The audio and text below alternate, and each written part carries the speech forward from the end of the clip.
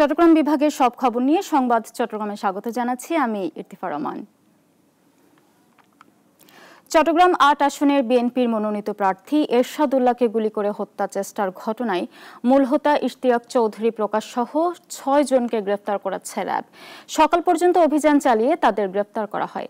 RAB ৭-এর সহকারী পরিচালক ARM Mozaffar Hossain জানান, চালিতাতলী এলাকায় প্রকাশ্যে গুলি করে হত্যা সহ রাউজান এলাকায় প্রকাশ্যে গুলি ও সংঘর্ষের মূল হোতা ইশতিয়াক চৌধুরী প্রকাশ অভিসহ ৬ জনকে গ্রেফতার করা হয়েছে।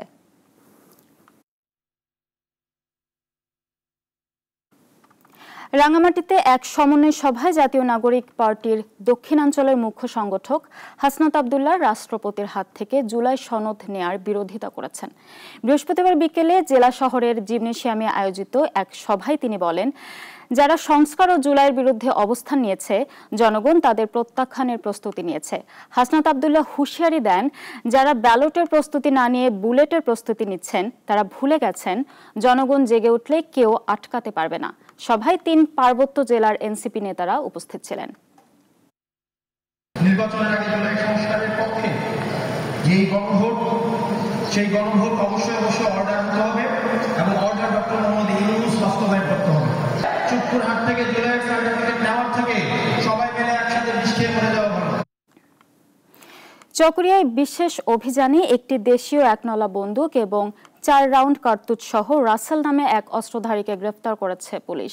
বৃহস্পতিবার বিকেলে ডুলাহাজারা ইউনিয়নের ২ নম্বর ওয়ার্ডের ডুমখালী রেল স্টেশন এলাকায় এই অভিযান পরিচালিত হয়। গোপন তথ্যের ভিত্তিতে চকরিয়া থানার একটি দল অভিযানে গিয়ে অস্ত্রসহ তাকে আটক করে। এ সময় তার কাছ থেকে দেশীয় তৈরি একনলা বন্দুক এবং ৪ রাউন্ড কার্তুজ উদ্ধার করা হয়। এ ঘটনায় আইনানুগ প্রক্রিয়া চলমান রয়েছে বলে জানিয়েছেন পুলিশ।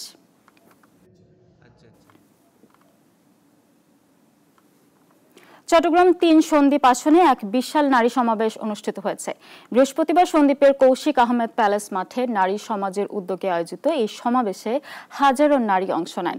সকাল থেকে উপজেলার বিভিন্ন ইউনিয়ন থেকে দলে দলে নারীরা সমাবেশে যোগ দেন।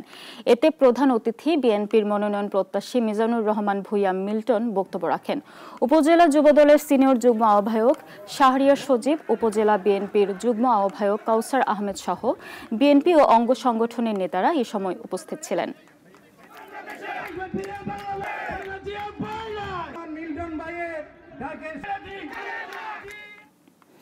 চট্টগ্রামের ঐতিহ্যবাহী হাজারী লেইনে ১০০ কোটি টাকা আত্মসাতের প্রতিবাদে মানববন্ধন করেছে স্বর্ণ ব্যবসায়ীরা। বক্তাদের অভিযোগ, রাজু গোপাল ধর এবং তার সহযোগীরা ১০০ কোটি টাকা আত্মসাৎ করেছে। ব্যবসায়ীদের বিরুদ্ধে মিথ্যা মামলা দিয়ে হয়রানিও করছে। রাজু গোপাল ধর এবং তার ৩ সন্তান এবং বিজয় ও সৌরভের বিরুদ্ধে ব্যবস্থা নেওয়ার জন্য প্রশাসনের হস্তক্ষেপ কামনা করেন তারা। চট্টগ্রাম স্বর্ণ ব্যবসায়ী সমিতির সভাপতি যিশু বণিক, সাধারণ সম্পাদক প্রণব সাহা সহ অন্যরা এ সময় বক্তব্য রাখেন। নোয়াখালী সোনাইমুড়ি চাটখিল রামগঞ্জ সড়কের পাশে সরকারি জায়গা দখল করে গড়ে তোলা হচ্ছে একের পর এক অবৈধ স্থাপনা। ফলে যানজটের পাশাপাশি বেড়েছে দুর্ভোগ। স্থানীয়রা বলছেন, একটি প্রভাবশালী চক্রের যোগসাজশে গড়ে উঠেছে এসব স্থাপনা। মোহাম্মদ সোহেলের রিপোর্ট, জানাচ্ছেন ইশরাত জাহান। নোয়াখালীর অন্যতম ব্যস্ত সড়ক এটি, কিন্তু ঘন্টার পর ঘন্টা লেগে থাকে যানজট। একটু সামনে গেলেই চোখে পড়বে সড়কের পাশের বিশাল ভবনের সামনে নির্মাণ করা হচ্ছে স্থাপনা। এতে সড়কের পাশের চলাচলের পথ হয়ে গেছে সরু, তৈরি হচ্ছে যানজট, বাড়ছে জনদুর্ভোগ। অভিযোগ উঠেছে চাটখিল পূর্ব বাজারে সড়ক ও জনপদ বিভাগের জায়গা দখল করে স্থাপনা নির্মাণ করছে স্থানীয় ভূমিদস্যু বেলায়েত হোসেন, মঈনউদ্দিন, জাকির হোসেন ও শাহাবুদ্দিন সহ প্রভাবশালী একটি চক্র। প্রশাসনের নাকের ডগায় চলছে এসব। স্থানীয় কিছু মাদকসেবী, মাদক ব্যবসায়ী এবং স্থানীয় রাজনৈতিক প্রভাবশালীদের ছত্রছাওয়া এরা দীর্ঘদিন থেকে এটা দখল করে রাখতেছে। আমরা বিভিন্ন সময় প্রশাসনকে আহ্বান করছি এগুলা উচ্ছেদ করার জন্য। স্থানীয়দের অভিযোগ, প্রশাসন উচ্ছেদ অভিযান চালালেও একই এলাকায় আবারও দখল হচ্ছে প্রকাশ্যে। এত উচ্ছেদ অভিযানের মধ্যেও কিছু অসাধু লোকেরা আবারও দেখছি সেই জায়গাগুলো বা নতুন জায়গাগুলো দখল করে নিচ্ছে। জনগণগুলা, খারাপ লোকগুলা কিভাবে সাহস পায়, ওটার পেছনে প্রশাসন যেন ভালোভাবে কাজ করে। এদিকে সরকারি জায়গা উদ্ধারে প্রশাসনকে সর্বাত্মক সহযোগিতার আশ্বাস দিয়েছেন রাজনৈতিক দলের নেতারা। ইনশাল্লাহ আমরা ক্ষমতা আসলে এগুলো উদ্ধার করে সরকারি সম্পদের যথাযথ নিয়ন্ত্রণ করা হবে। সরকারি জায়গাগুলো শীঘ্রই দখলদারদের কবল থেকে উদ্ধার করা হবে, আশ্বাস সওজ কর্মকর্তার। যে ইতিপূর্বে রোডসের অধিগ্রহণকৃত যে জায়গা ছিল সেই জায়গার মধ্যে যে অবৈধ স্থাপনা স্থাপিত হয়েছিল বা ছিল সেইগুলো আমরা শীঘ্রই উচ্ছেদ অভিযানের কার্যক্রম পরিচালনা করব। এদিকে অবৈধ স্থাপনা উচ্ছেদে প্রশাসন নিয়মিত অভিযান চালাচ্ছে বলে দাবি উপজেলা নির্বাহী কর্মকর্তার। এখানে বিভিন্ন দপ্তর রয়েছে, সড়ক ও জনপথ, পানি উন্নয়ন বোর্ড, তো যেই দপ্তরে তাদের সাথে সমন্বয় করে আমরা বেসিক্যালি কাজগুলো করি। অলরেডি একটা অভিযোগ পেয়েছি, এটা আমি এক্সিএন সড়ক ও জনপথকে পাঠিয়েছি এবং আমার লোক পাঠিয়ে এটা বন্ধ রাখার নির্দেশ দিয়েছি। হয়তো না মানলে আমরা পরবর্তী আইনের ব্যবস্থা গ্রহণ করব। স্থানীয়দের দাবি, সরকারি জায়গা দখলমুক্ত করতে প্রয়োজন কঠোর নজরদারি ও স্থায়ী উদ্যোগ। তা না হলে অবৈধ দখল ঠেকানো সম্ভব হবে না। ইশরাত জাহান, নাগরিক।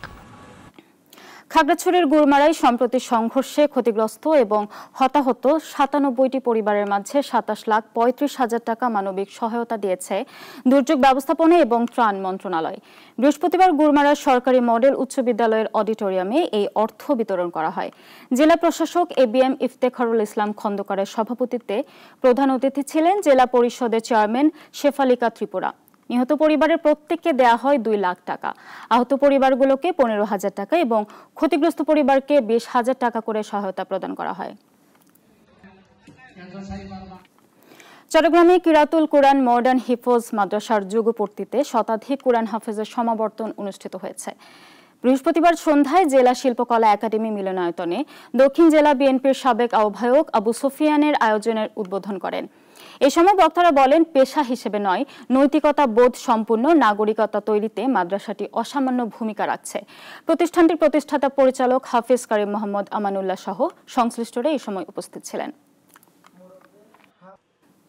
দীর্ঘ ১ যুগ পর নেতৃত্ব পেতে যাচ্ছে ব্রাহ্মণবাড়িয়া সরকারি অনার্স কলেজ ছাত্রদল।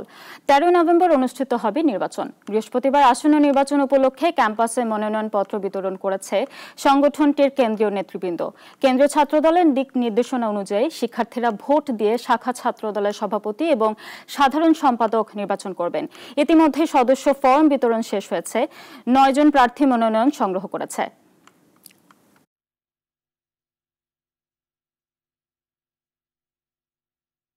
আমরা 13 তারিখে নির্বাচনের সম্ভাব্য একটি ডেট রাখছি। যদি কোনো প্রাকৃতিক দুর্যোগ বা কোনো অনাকাঙ্ক্ষিত ঘটনা না ঘটে তাহলে 13 তারিখ নির্বাচন হবে ইনশাআল্লাহ। কুমিল্লা বুড়িচং ব্রাহ্মণপাড়া আসনে বিএনপির দলীয় মনোনয়ন না পেয়ে বিক্ষোভ করেছে ব্যারিস্টার আব্দুল্লাহ আল মামুনের সমর্থকরা। বৃহস্পতিবার বিকেলে ব্রাহ্মণপাড়ে টাটেরো এলাকায় ব্যানার ফেস্টুন নিয়ে বিক্ষোভ মিছিল করেন তারা। অবৈধ মনোনয়ন মানি না, মানব না স্লোগান দিয়ে সড়ক অবরোধ করায় ওই রুটে ঘণ্টাব্যাপী যানজটের সৃষ্টি হয়। বিক্ষোভকারীরা ঘোষিত মনোনয়ন বাতিল করে মামুনকে প্রার্থী ঘোষণার দাবি জানান। একই দিনে কালাচ্চুয়া এলাকাতেও তারা সমর্থনরা মিছিল করেন। উপস্থিত ছিলেন স্থানীয় নেতা হুমায়ুন কবির, হাসান ভুইয়া, মাহবুব রহমান দিদার সহ অনেকেই।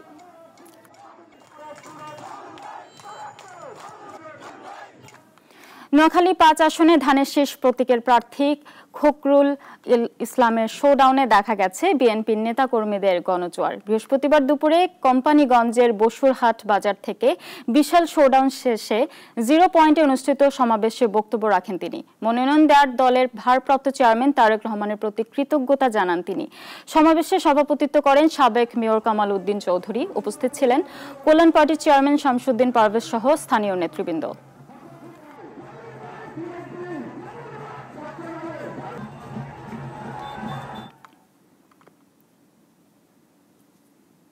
এখন এই পর্যন্তই চট্টগ্রাম বিভাগের সব সংবাদ নিয়ে প্রতিদিন দুপুর ১টায় থাকছে সংবাদ চট্টগ্রাম। এরপর বিকেল ৪টায় বিশ্বের ঘটে যাওয়া সব ঘটনা নিয়ে নাগরিক সারা বিশ্ব দেখার আমন্ত্রণ রইল। সবাইকে ধন্যবাদ।